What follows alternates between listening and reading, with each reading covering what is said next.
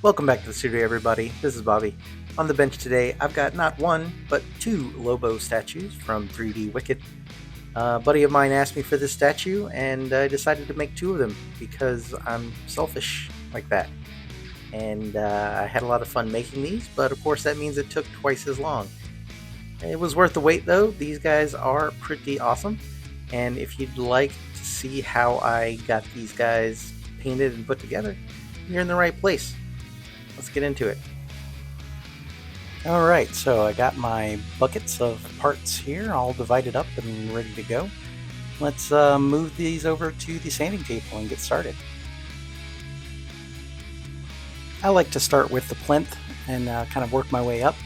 So I started with some 400 grit sanding paper and some tweezers and my little nippers, and just kind of start going through and cleaning up all the support marks where I can and sanding down the little support divots and just trying to smooth everything out so that I can get a nice dry fit.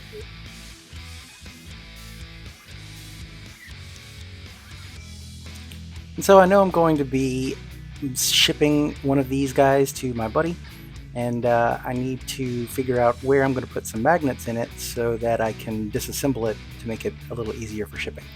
I decided that the best place to put magnets is going to be at the front of the Space Hog, so I can take that front part off, and then also at the waist of Lobo, where I can attach his upper half. So I took a 3mm drill bit and kind of opened up the holes a little bit for where the little magnets would fit into place, and I got those securely fastened into the spots in the Space Hog.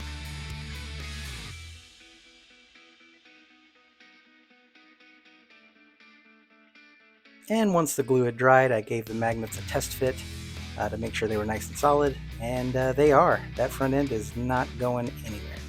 So I'm pretty happy with that. It's time to move on to prepping the rest of the parts.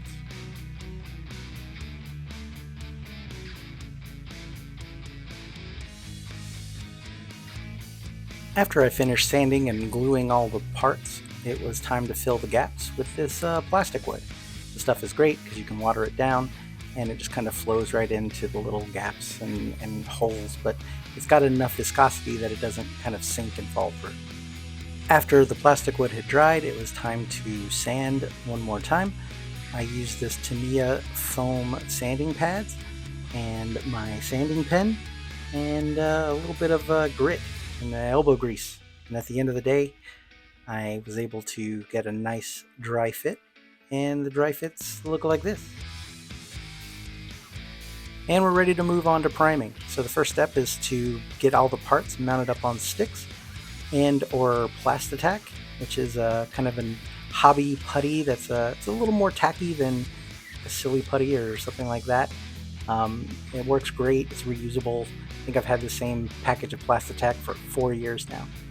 Once I had everything set up, it was time to prime, and I used a Vallejo black primer and really just kind of hose all the parts down. I really love this stuff because it just flattens out really nicely and gives a nice foundation for the paints to sit on. And finally ready for some paint. Started with the plinth again. Gave it a base coat of a Dungeon Gray from Vallejo, and then painted the lettering with a Vampire Red from Hungary. Oh, and we can't forget about the big boy. I also painted this as well while I had the paints out. Next, I painted the skulls on the plinths with this speed paint, Paletted Bone. And I don't use speed paints that often, but in this case, it does a really good job of giving me kind of an aged skull look. So I first gave them a dry brush of off-white, and then once that was dry, I applied the Paletted Bone, and it kind of looks pretty nice, I think. And while the skulls were drying, I gave the plinth a wash with black, and then moved on to priming the exhaust cloud, with an off-white just to kind of, I know I'm going to lay in some yellows and orange later, so I wanted to have a nice white foundation. And I started to paint the metallic parts on the Space Hog with a plate mail silver.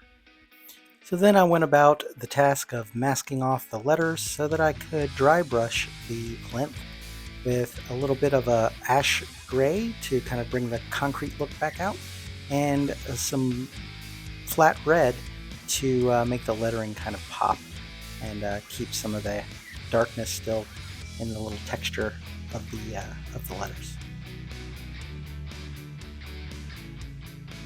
Moving on to base coating the rockets, I used a cold white to kind of base coat these rocket exhaust flames so that I could give them a nice kind of a blue gradient with the airbrush. For the first layer, I used this Vallejo Deep Sky Blue. I'm kind of working on giving it a gradient from the white, which is the hottest part of the flame, out to the blues, kind of towards the end of the fire bits.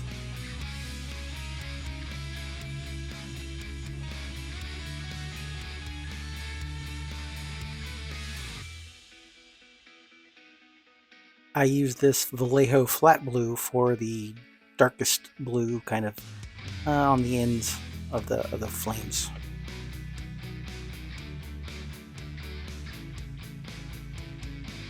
Going back to work on the exhaust cloud, I started with an Army Painter Demonic Yellow on the spouts where they come out of the engine, kind of the hottest parts, and gave it a little bit of an overspray too, just to kind of give it some OSL in the surrounding area before going in with a Army Painter Phoenix Flames, probably my favorite orange, and setting up a nice gradient color in the exhaust.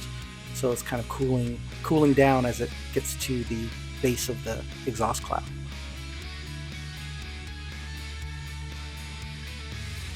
Back at the paint desk, I slapped a coat of Army Painter Vampire Red on the Space Hog, and then I realized I should probably paint the heat distortion on the exhausts before I get into any more base coating. So my plan is to use these iridescent craft paints to add a little bit of a heat tint to the exhaust tips. I'm going to run these through the airbrush, and so I'm going to have to thin them down quite a bit because they are super thick. But first I need to mask off the flames that I had painted earlier. Just a little bit of masking tape and a little bit of Plasti-Tack in there just to kind of fill some of those spaces before taking it to the airbrush. Adding the blue flash, I believe is what it's called, the craft paint to the tips of the exhaust, really kind of give the the subtle impression of some heat discoloration. Once I was happy with that, it was back to the paint desk to finish base coating the Space Hog. I used a Vallejo Saddle Brown for the seat, the Vallejo Gray Blue, the Blue Gray for the body paneling, and then the Vallejo Vampire Red. I'm sorry, the Army Painter Vampire Red for the accent pieces. I then went in with a bit of chrome, the Vallejo Chrome Metallic, on some of the other shinier bits that I wanted to be a little more shiny than the plate mail base, like the handlebars and around the headlight, stuff like that. Those I did in a little shinier chrome, just to make the metals kind of pop. Moving on to the body part of the model, I started with a base coat of a leather brown to kind of trim out all the little brown pieces on his pants, all the little leather straps and pouches and that kind of stuff. And then I moved on to base coating his skin with a Vallejo Azure color. I think I'm saying that right, Azure, which is kind of this pastel-y kind of blue. It actually turned out pretty nice.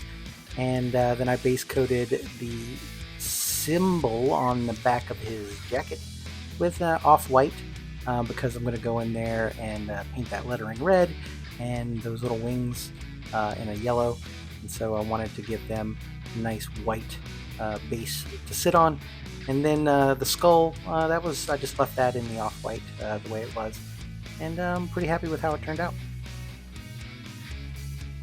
So I used this glaze medium and this Vallejo pastel blue to make up a really thin down glaze that I want to use on the highest parts of Lobo, his muscles, his face, his nose, fingers, that kind of stuff, really just to make those little details pop. I ended up doing a couple layers of glaze, just kind of building up as I went, so you get a nice contrast between the crevices and the high spots. Then I moved on to base coating the dog with a deck tan and a little bit of a brown rose around his kind of mouth and paws, his little bean toes. And then I gave him a dry brush of off-white, just to kind of lighten him back up, before finally base coating the helmet and the collar and his little toes with a matte black to prep them for the next set of colors.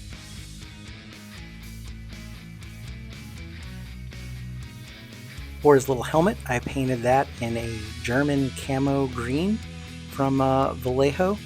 And then I had a lot of fun with this next bit, painting his little cigar. First I just painted it with a flat brown, and then I left a little bit of the kind of gray around the edge on the end. I touched it with a dot of orange just to kind of give it a little internal glow. And then the final step was taking an extremely small brush and touching, giving a little bit of a black edge where the cigar paper and the ash kind of come together. I don't know why I went to so much detail to paint it, but it looks awesome, and I'm really happy that I did.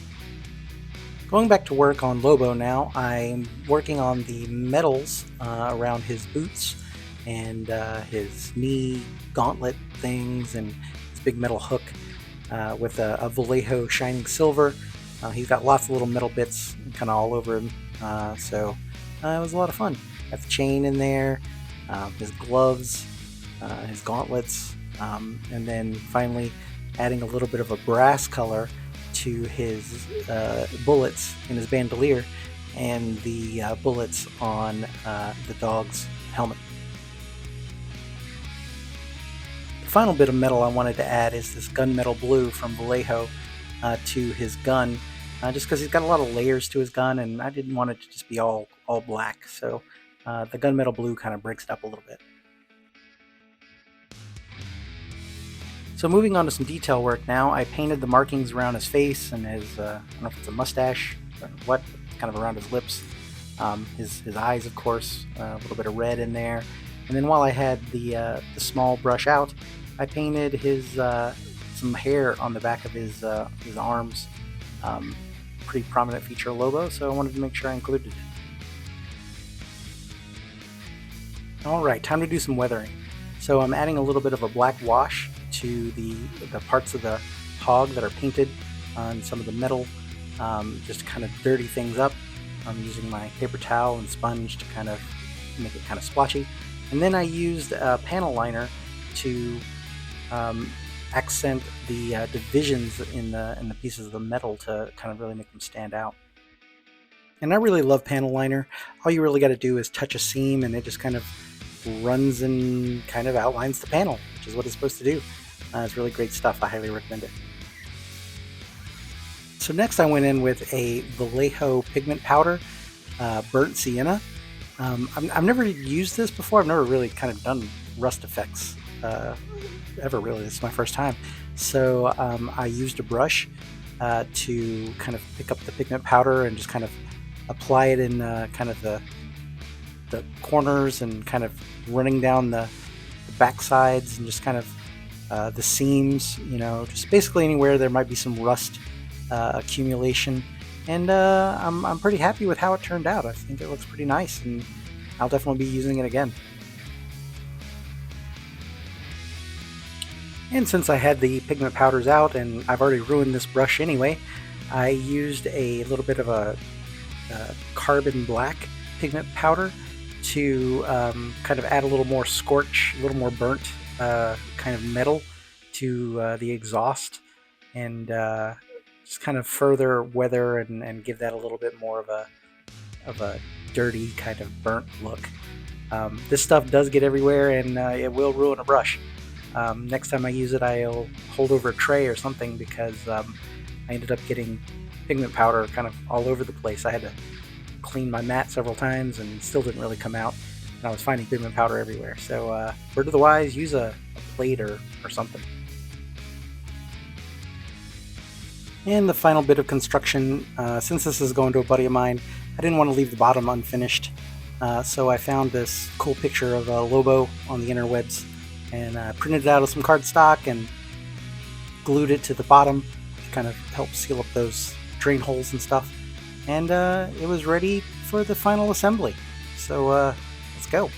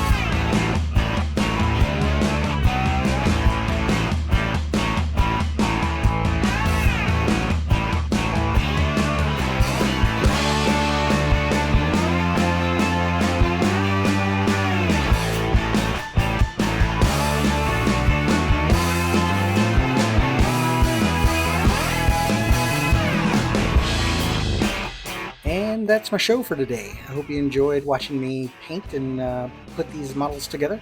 If you made it this far, you'll probably be interested in the other stuff that I do. So hit that subscribe button and be notified when I am online streaming. I stream all my paint sessions. And feel free to jump in and ask me any questions, or just chit chat. And it's always a good time. And as always, take it easy.